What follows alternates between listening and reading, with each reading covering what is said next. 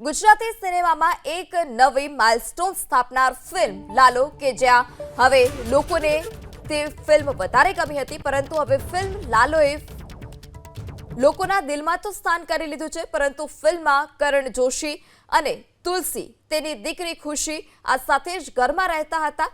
તે ઘર જૂનાગઢના ઉપરકોટ રોડ નજીક ફુલિયા હનુમાન મંદિર સામે આવેલી એક સાવ સાદી વાળંદ ડેલીમાં આવેલું છે. હાલ આ ઘરને લાલાની ડેલી તરીકે પ્રખ્યાત થયું છે, પરંતુ આ ઘર જેની માલિકીનું છે તેને ભાગ્યે જ કોઈ ઓળખતું હશે. આ મકાન માલિક વૃદ્ધ મહિલા ભાવનાબેન વાજરાએ આંખમાં આંસુ સાથે તેમની વેદના વ્યક્ત કરી. ભાવનાબેને કહ્યું કે શૂટિંગ માટે કંઈ આપ્યું નથી. ફિલ્મના શૂટિંગ સમયે માત્ર 2 દિવસ શૂટિંગ માટે ઘર આપવાની વાત કરી હતી, પરંતુ 2 દિવસને બદલે આ ફિલ્મનું શૂટિંગ 15 દિવસ સુધી ચાલ્યું. આટલું લાંબુ શૂટિંગ ચાલ્યું તેમ છતાં ફિલ્મે જે પ્રોડ્યુસર છે તેઓએ તેમને એક પણ રૂપિયો નથી આપ્યો. ફિલ્મે બોક્સ ઓફિસ પર 100 કરોડથી વધુની જંગી કમાણી કરી હોવા છતાં મકાન માલિક પરિવારને હજી સુધી એક પણ રૂપિયો ચૂકવવામાં નથી આવ્યો.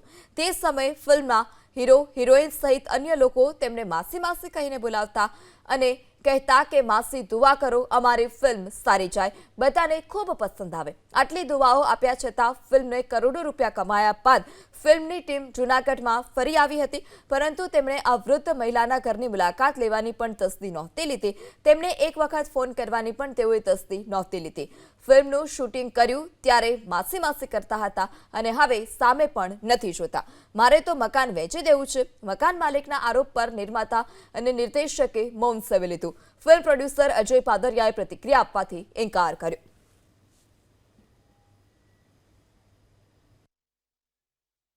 પિક્ચર બની ગયા પછી તોય જૂનાગઢમાં આવ્યા તો અમારા ઘરે આવેલા કર લગી નથી આવ્યા, કોઈ પૂછવાય નથી આવ્યા.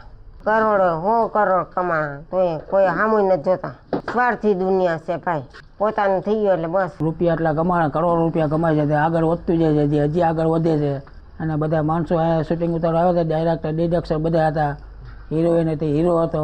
અત્યારે બહુ આગળ હાલે છે, હજી આગળ હજી વધે છે આગળ. કોઈ પછી કોઈનો ફોન નથી આવ્યો, પછી કાંઈ મુલાકાત નથી થઈ. આ બચ્ચુભાઈ વાણંદની ડેલી કહેવામાં આવે છે અત્યારે, અને અત્યારે લાલાની ડેલી વખણાય છે અત્યારે. એટલે ઘણા માણસો જોવા આવે, ઘણા શૂટિંગ ઉતારવા ફોટા પાડવા આવે છે અહીંયા. અમારા જે વિસ્તારની અંદર આજથી 1.5 વર્ષ પહેલા આ પિક્ચર અહીંયા ઉતરેલું હતું. ઓછામાં ઓછું 15 થી 20 દિવસ છે. 2 વિભાગમાં 2 ભાગની અંદર આ પિક્ચર ઉતરેલું હતું. અમારી દ્રષ્ટિએ જ અમે આ બધું પિક્ચરના જે સીન્સ છે એ જોયેલા છે. અહીંયા પણ જે લાઇટ ને આ બધું છે એ અમારા અહીંયા વિસ્તારમાં જ લાગેલું હતું. એટલે અમારા દ્વારા જે છે એ સહકાર આપવાનો, અને આ પિક્ચર ધાર્મિક હોય એટલે અમે પૂરેપૂરો સહકાર આપવાનો પ્રયત્ન કરેલો હતો, અને આજે ખૂબ આનંદ થઈ રહ્યો છે. તો લાલો ફિલ્મના વિવાદ પર સામાજિક કાર્યકર્તા કાજલ હિન્દુસ્તાનીએ પોસ્ટ કરી સોશિયલ મીડિયા થકી ફિલ્મના પ્રોડ્યુસરની નૈતિક જવાબદારીની સમજ આપી. ભગવાન કૃષ્ણના આશીર્વાદ મેળવનાર દુઃખી પરિવારને સહાય કરે. પ્રોડ્યુસર પણ ભગવાન કૃષ્ણની જેમ દુઃખી પરિવારને મદદ કરે.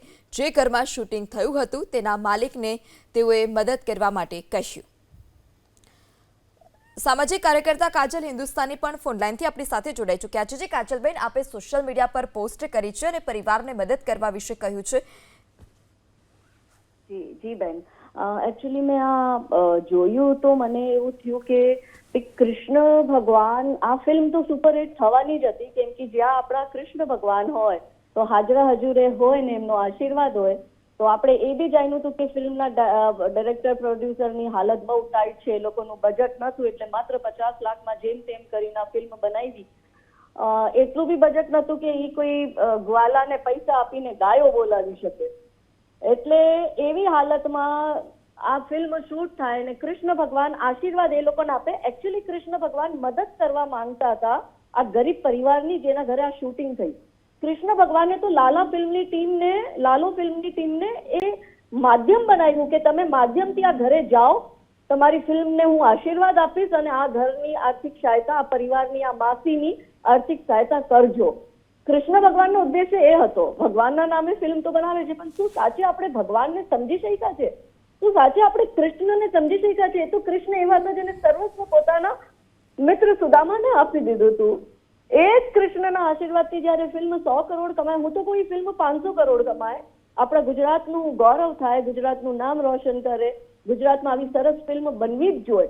અને 100% અમારો સપોર્ટ છે આ ફિલ્મના બધા સ્ટાર કાસ્ટ ને, ડાયરેક્ટર, પ્રોડ્યુસરને.